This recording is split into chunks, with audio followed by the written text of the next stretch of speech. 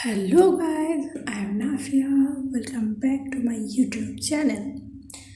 जैसे कि हमने प्रीवियस पार्ट में देखा था, अदाय की फादर की एक्सीडेंट होती है, उनकी ऑपरेशन होती है। अब आगे जैसे तैसे करके रूह ने, अवी ने, राही, निधि, राहुल, ये सारे मिलकर अदाया और उसकी मम्मा को, उसकी फैमिली को संभाल के रखी थी इन 48 आवर्स में।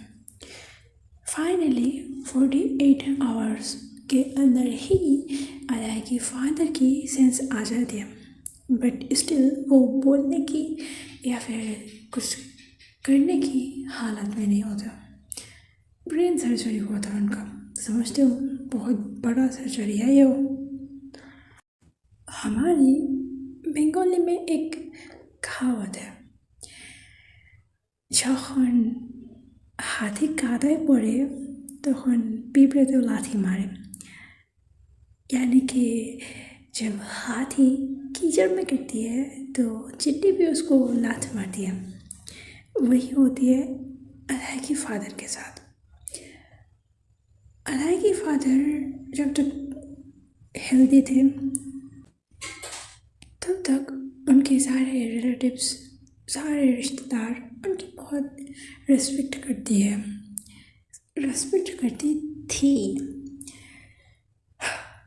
अब जब उनकी एक्सीडेंट हुई है तो सारे बस कैसे खुद की अच्छाई में रहती है वो देखते हैं। अदाय के फादर की साइड में कोई आके नहीं खड़ा रहती है।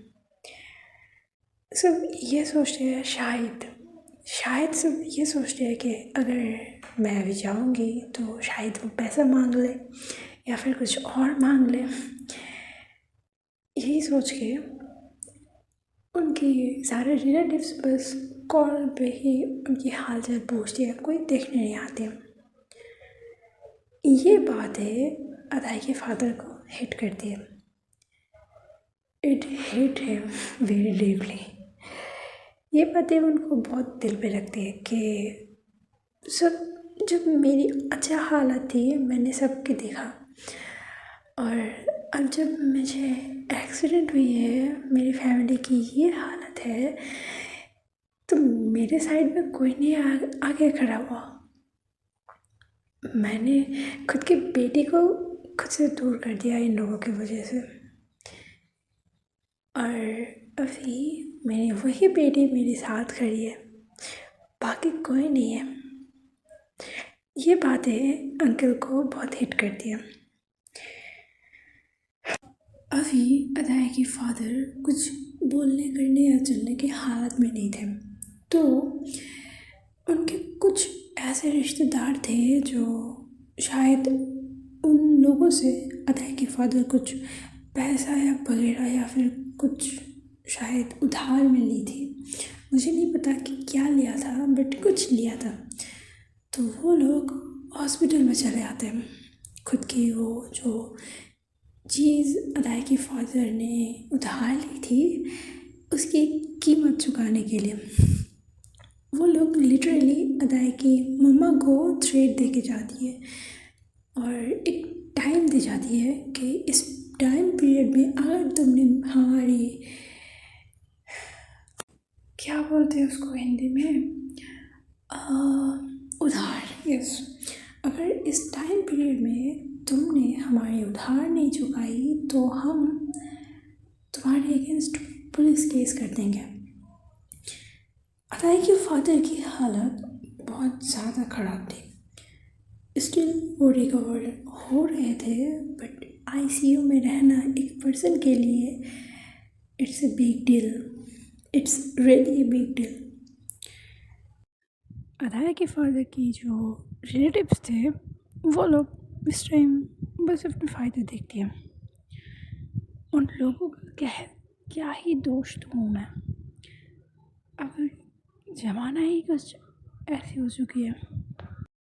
बट अपनी पास के लोगों को ऐसे अचानक चेंज होते हुए देखकर अदाय के फादर काफ़ी टूट जाती है।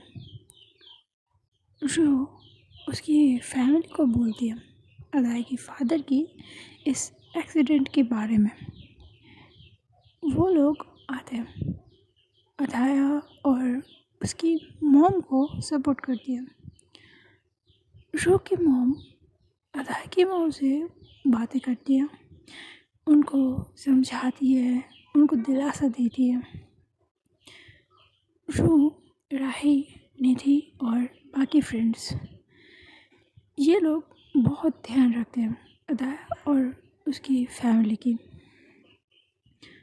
अदाया तो एकदम टूट ही जाती है, वो बस खुद को इसकी जिम्मेदार ठहरा रही होती है।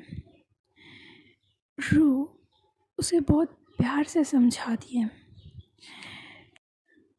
यहाँ अदाया की फ़ादर जिन जिन से थोड़े बहुत पैसा उधार लिया था वो लोग आके बहुत ज़्यादा परेशान करने लगते हैं।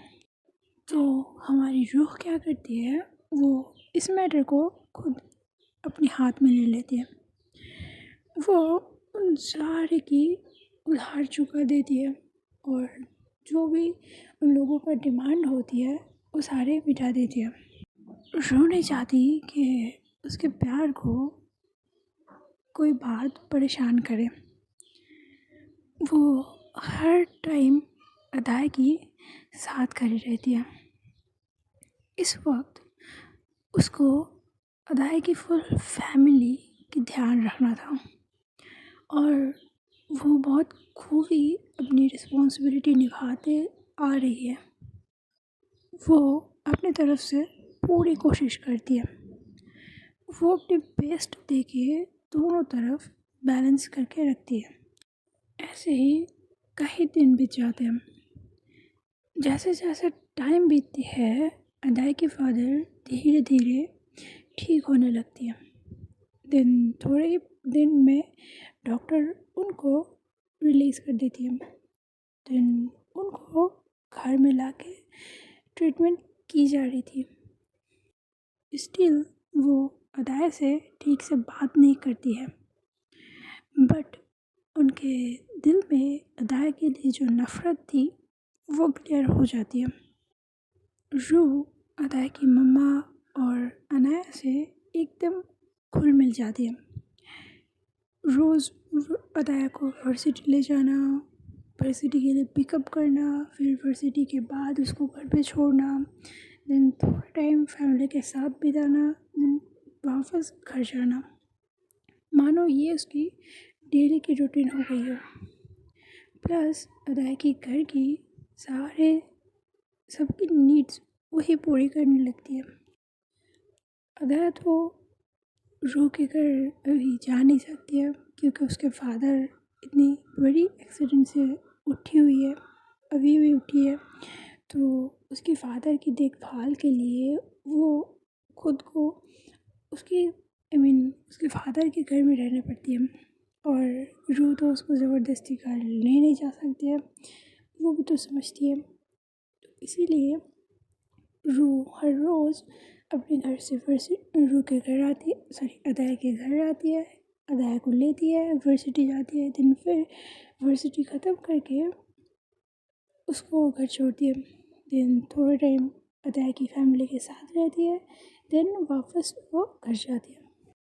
रू की ऐसी रिस्पॉन्सिबल पर्सनालिटी देख के अदाया के फादर की थोड़ी थोड़ी उस पर दिल लाने लगती है, बट वो किसी को जाहिर नहीं करती। वो बस देखे जा रही थी कि क्या क्या करती है। क्या ऐसे बताऊँ, सॉरी गाइस, अभी मैं मार्केट जाऊँगी, भैया मुझे शॉपिंग के लिए ले जा रही है, तो इतना ही।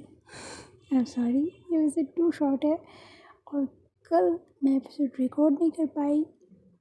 मेरी भांजा जो है, भाई का बेटा, बहुत ज़्यादा बहुत बहुत बहुत शैतान है, मुझे बहुत चिढ़ाती है।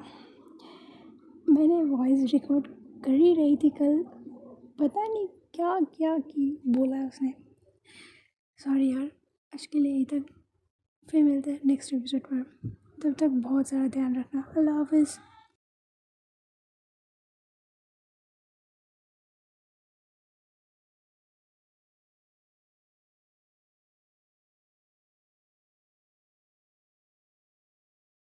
Hello, what's up, guys? I'm Nafia. Welcome back to my channel. Shut up. ये मेरी भाई का बेटा, अब मेरी क्या बताऊँ, मेरे सता के लड़ाई कर रही है, इसीलिए मैंने अब बात चुप, इसलिए मैंने स्टोरी रिकॉर्ड नहीं कर पाई। और Shut up.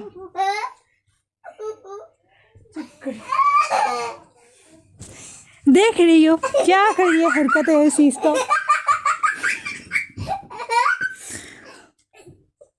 क्या बताऊं यार।